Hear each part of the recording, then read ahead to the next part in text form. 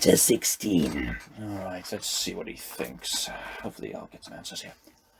My dear Wormwood, you mentioned casually in your last letter that the patient has continued to attend one church, and one only, since he was converted, and that he is not wholly pleased with it. May I ask what you are about? Why have I no report on the causes of his fidelity to the parish church? Do you realize that unless it is due to indifference, it is a very bad thing? Surely you know that if a man can't be cured of church-going, the next best thing is to send him all over the neighborhood looking for the church that suits him until he becomes a taster or connoisseur of churches.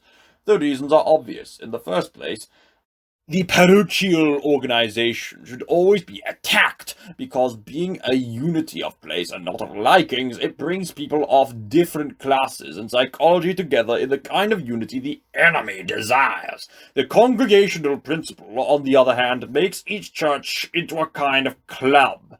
And finally, if all goes well, into a coterie or faction. In the second place, the search for a suitable church makes the man a critic, where the enemy wants him to be a pupil.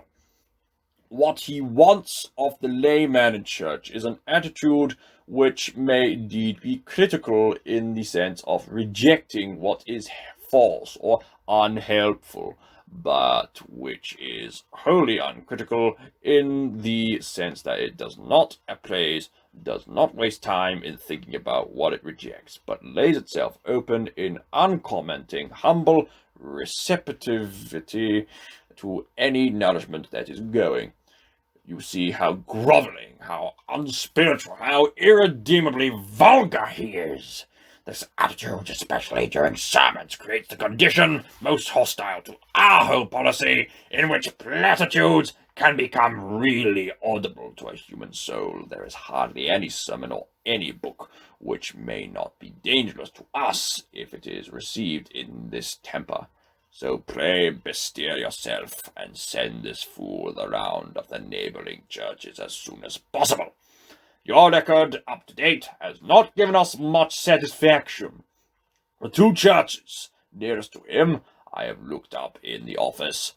Both have certain claims. At the first of these, the vicar is a man who has been so long engaged in watering down the faith to make it easier for a supposedly incredulous and hard-headed congregation that it is now he who shocks the parishioners with his unbelief, not vice versa. He has undermined many a soul's Christianity. His conduct of the services is also admirable. In order to spare the late all difficulties, he has deserted both the lectionary and the appointed psalms, and now, without noticing it, revolves endlessly round the little treadmill of his 15 favorite psalms and 20 favorite lessons. We are thus safe from the danger that any truth not already familiar to him and to his flock should ever reach them through Scripture. But perhaps your patient is not quite silly enough for this church, or not yet. At the other church we have Father Spike. The humans are often puzzled to understand the range of his opinions. Why, he is one day almost a communist, and the next not far from some kind of theocratic fascism. One day a scholastic, and the next prepared to deny human reason altogether. One day immersed in politics, and the day after declaring that all states of his world are equally under judgment. We of course see the connecting link, which is hatred. The man cannot bring himself to preach anything which is not calculated to shock, grieve, puzzle, or humiliate his parents and their friends. A sermon which such people could accept would be to him as insipid as a poem which they could scan. There is also a promising streak of dishonesty in him. We are teaching him to say, "The teachings of the church is," when he really means, "I'm almost sure I read recently in Meritain or someone of that sort," but I must warn you that he has one fatal defect. He really believes, and this may yet mar all. But there is one good point, which both these churches have in common. They are both party churches. I think I warned you before that if your patient can't be kept out of the church, he ought to at least be violently attached to some party within it. I don't mean on really doctrinal issues. About those, the more lukewarm he is, the better. And it isn't the doctrines in which we chiefly depend for producing malice.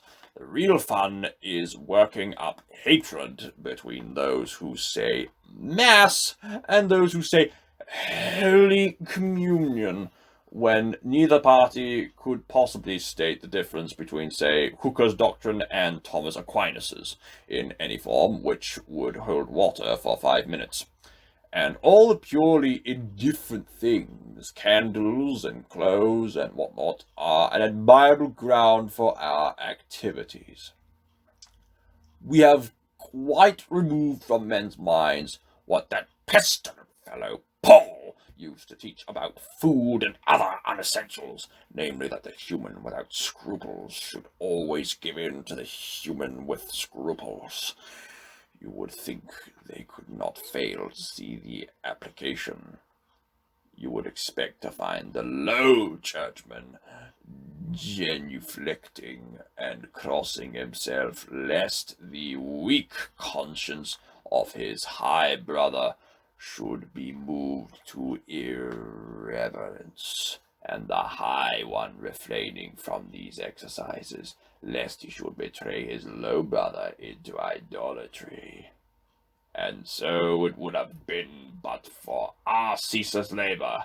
Without that, the variety of usage within the Church of England might have become a positive hotbed of charity and humility. Your affectionate uncle, Screwtape.